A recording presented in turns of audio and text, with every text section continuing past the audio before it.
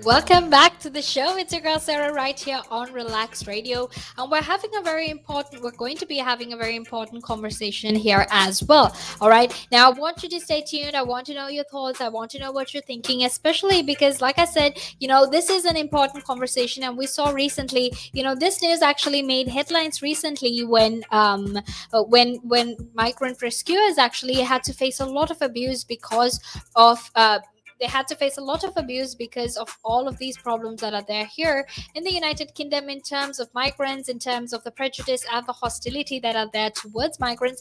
So, we saw a lot of the problems that they had to go through, right? So that's why we're going to be talking about it. We're going to make sure that you're aware and you understand the situation of these people, not just migrant rescuers, but in fact migrants as well.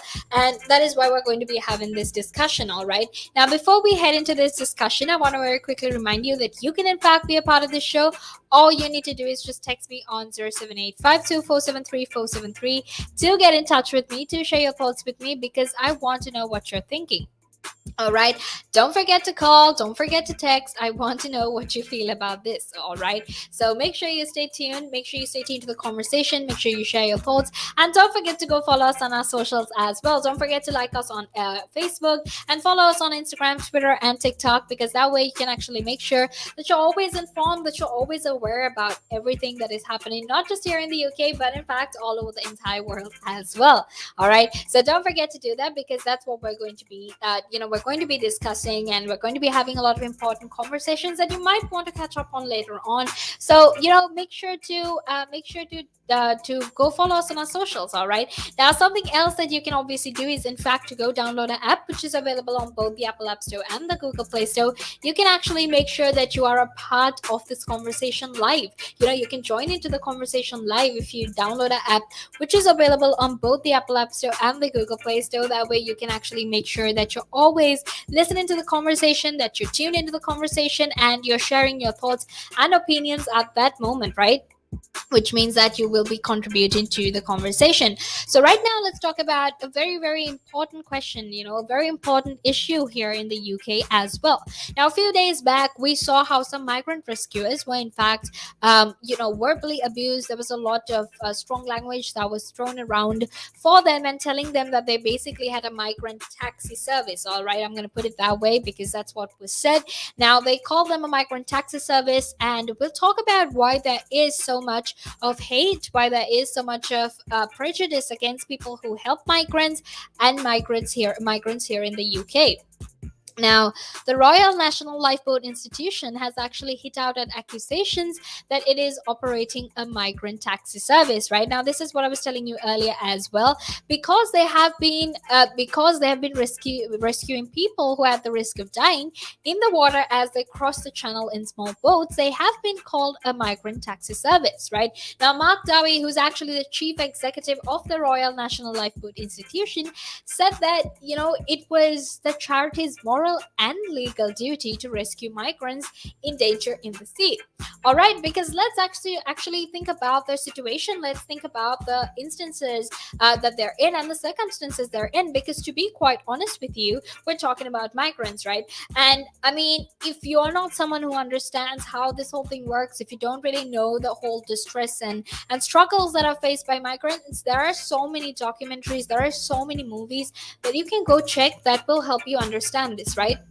And the reason I'm saying this is because I want you to understand, and I want you to make sure that you're aware when it comes to migrants, when it comes to the abuse that is faced by migrants, that they go through a lot of abuse, right? And especially right now, because we're talking about migrant rescuers, we've understood and seen how they themselves are going through a lot of abuse as well, right? Now, Mark Davi actually said that because they have a moral and legal right to, or rather duty to rescue these migrants in danger at sea, right? And they also said that they're very, very proud of their humanitarian work, which is something that we need to commend as well. Because if you actually think about it, they've actually saved thousands and thousands of lives, right? And the reason this is so important, and the reason we should actually commend this, is because we know how much of refugees, we know how much of migrants that are currently there in the world because of all the wars that are happening. Okay, so in instances like that, it's important for you and I to actually come together and understand the reason as to why they're doing migrant work and why it's not justifiable to actually hurl abuse at them. It's not justifiable at all, right? Because what I'm telling you is, imagine, being out of the sight of land, you're running out of fuel, and you're coming across these incredibly busy shipping lanes when you're frightened and you don't even know what direction you're going in. Okay, and that is by anyone's standards distress. All right, if you want, I mean, I can spell it out loud and clear for you, but that is what distress is. All right, and by anyone's standards, you haven't seen land, you haven't drunk water, you're running out of fuel, you're in the middle of nowhere, and you have no idea about what's happening. Then that is in fact distress. So in cases like that, why is it that we don't really try to understand this? Because if you think about it, the role they play is incredibly important, because they're simply there to respond to a need to save lives, right? And if we're going to be so big on human rights and saving human lives and making sure people have rights, then we should also make sure that we have that exact same energy, we have that exact same mindset when it comes to refugees as well, when it comes to migrants as well. All right, now make sure you stay tuned, because like I said, we have a lot more left to talk about this, but right now we're actually going to head into a small break, and after that we will be back to keep talking about this more.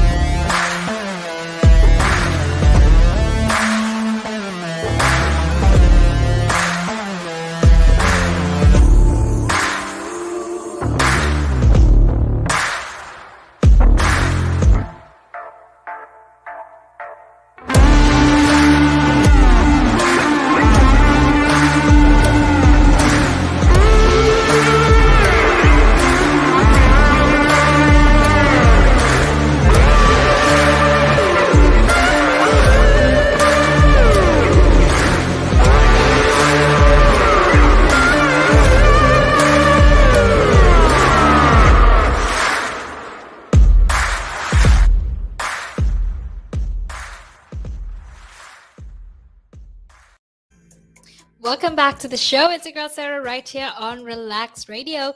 Now, make sure that you are tuned into the conversation and you're a part of this conversation, because, like I said, we're having a very interesting and important conversation about migrants, and especially in terms of the lives they have, the risks they go through, and the migrant rescuers as well. We're talking about whether it's justifiable for them to have all of that abuse hurled at them, right? And the reason we're talking about this, the reason we're having this conversation, is because in the past few days we saw the way that people responded, right? And I'm here, sitting, I'm scrolling on my Instagram, right? I'm scrolling on my news feeds and whatnot, and I'm sitting here thinking to myself, why is the world so cruel?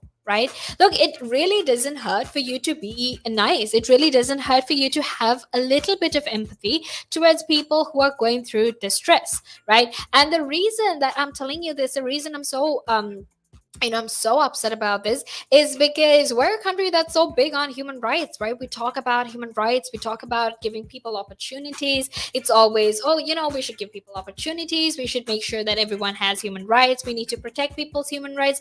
But when it actually comes to protecting those rights, when it actually comes to making sure people still have those rights, we tend to turn a blind eye, especially in terms of migrants, especially in terms of refugees, right? And look, I understand, there are various concerns when it comes to migrants, right? We have national security concerns, and then in terms of, overpopulation, crowding, housing, unemployment, poverty, crime, there is a lot of factors that go into play in there as well.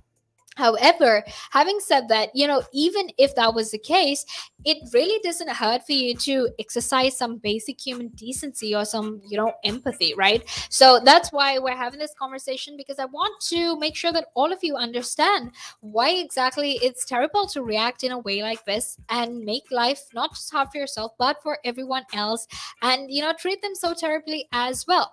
All right, so that's what we're talking about this now. Before we head back into our conversation, I want to very quickly remind you that you can actually get in touch with me. All you need to do is just text me on 078-52473-473. You can text me, you can call me, you can get in touch with me on the show, and you can share your thoughts and your opinions with me, because I want to know what you're saying, right? I want to know what you're thinking, I want to know what your thoughts are. So call me, hit me up. All right, I'm expecting that call. All right, now before we actually head back into our conversation, I want to very quickly remind you that you can actually go follow us on our socials as well. Now, every time you're using your phone and you're scrolling down your phone, you know what to do, right? Go follow us on our socials. Like us on Facebook, go follow us on Instagram, Twitter, and TikTok, and subscribe to us on YouTube. That way you can always stay tuned to the conversation. Make sure you're always aware and you're always a part of this conversation.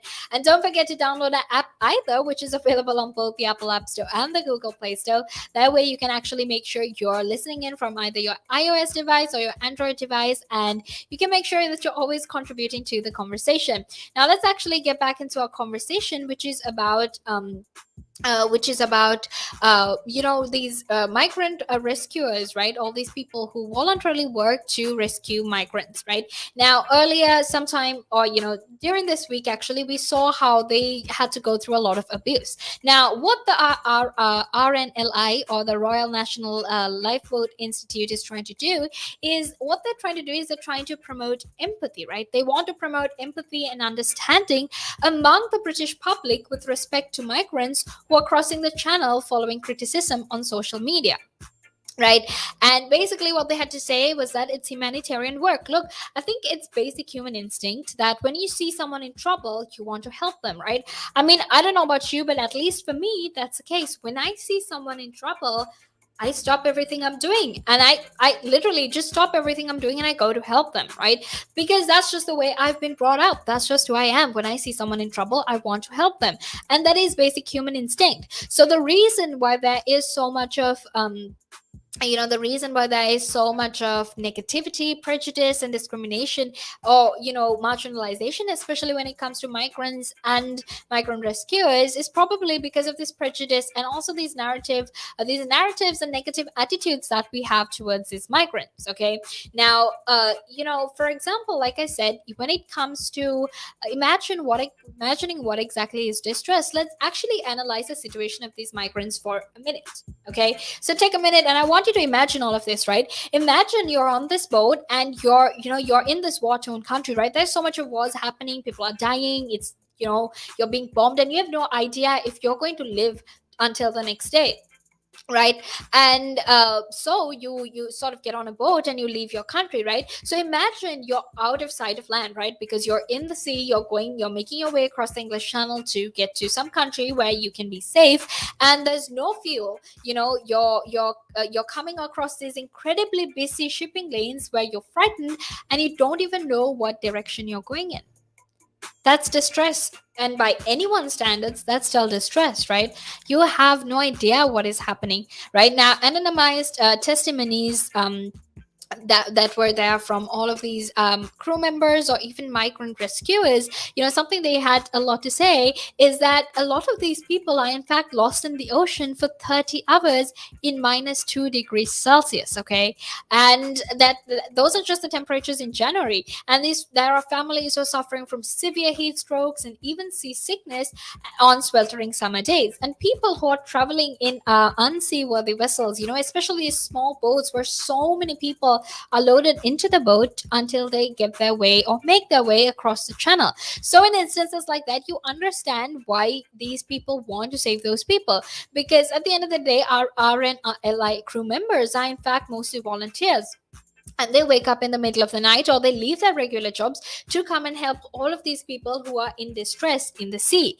And once they actually return with the migrants, they ensure that these migrants are safe and well before they hand them over to the police and border control officers. Okay, so it's important for us to keep that in mind before we actually judge and come to quick conclusions and be very have an attitude that has a lot of prejudice and hostility towards these people. All right, now make sure you stay tuned, because right now we're actually going to head into a small break, and after that we will be back to discuss more of this. So until then, make sure you stay tuned. The valuations that you place on an asset are always behind you. It's always in hindsight. It's never in front of you. And that's one of the challenges, right? Because you're always valuing what happened yesterday, and what you need is what's going to happen tomorrow. What am I saving or investing for? Why am I doing it? When will I need the money? And how much money do I need?